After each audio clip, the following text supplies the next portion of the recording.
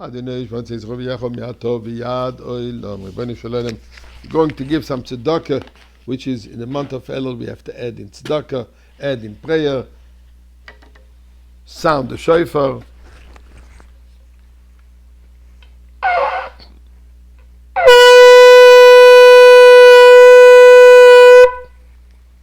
Add some in learning Torah. All this with a prayer, the fervent prayer. To hear the Kabe Shofar Gadol, we should already hear the big shofar, the shofar of Mashiach. Talking about the shofar of Mashiach, one of the mitzvahs we're going to have to perform while in Eretz Yisrael is what we learn in the Torah, I should say, in the parsha of today, Parshas Kisavoy, the unique mitzvah of Bikurim. What's Bikurim? Bikurim is bringing a particular offering of fruit to the Beis HaMikdash. A whole procession, a whole unique way how this mitzvah was performed, with song and music, ornaments, and it had to be done particularly b'simcha. But let me just go through some of the details.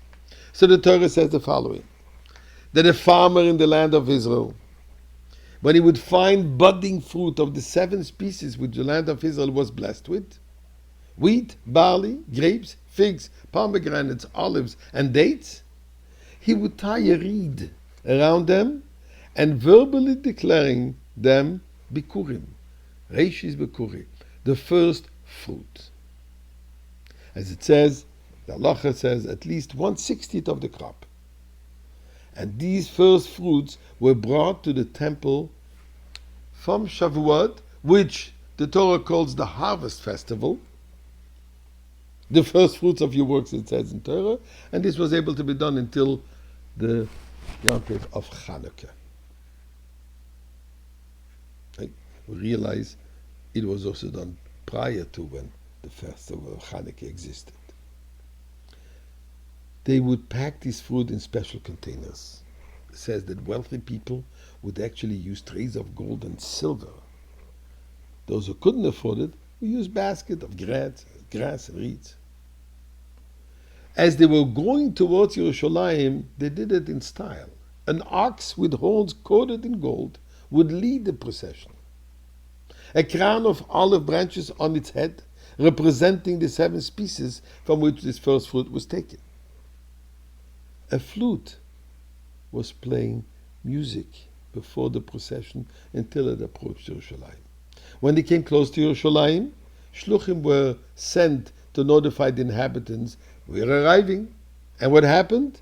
The leaders of the Jewish community, of the Kohanim, even the temple treasurers, they would go out and greet them, welcome them.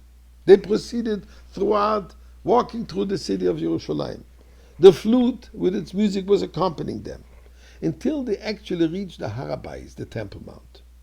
And there, everyone, even the king of Israel, the Melech, would place baskets on their shoulders and proceeded until the temple courtyard, all the while singing Psalm 150 of the Tehillim. And there, the farmer with a basket still on his shoulder would make the first declaration and say,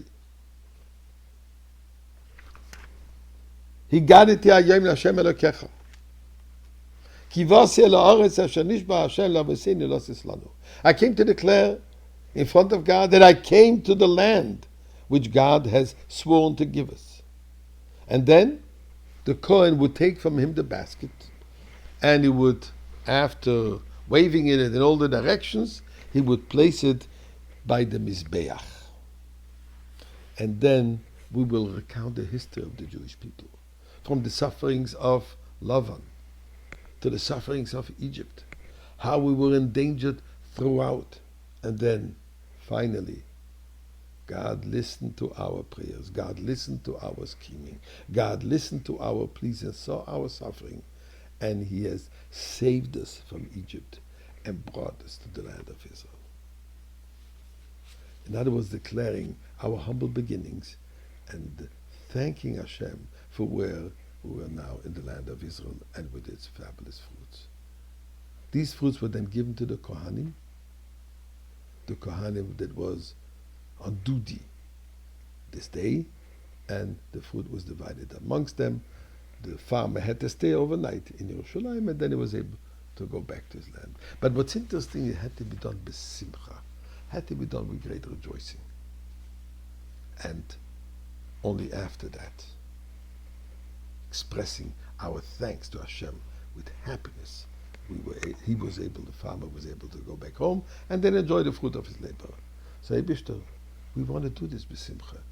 We are anticipating to do the mitzvah with great happiness, but we can only do this in the Geula. So please, give us the Geula, and we will celebrate as the month of Elul is of Shirul Hashem Vayomru Leimoyer.